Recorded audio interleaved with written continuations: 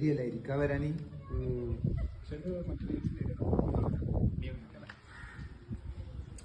ഇതിപ്പോ വേമ്പനാട്ട് കായല്ല.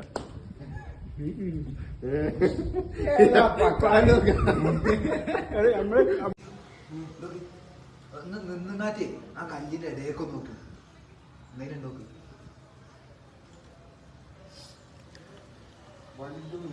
വലിയത് ഇപ്പൊ മിസ്സായിരുന്നു.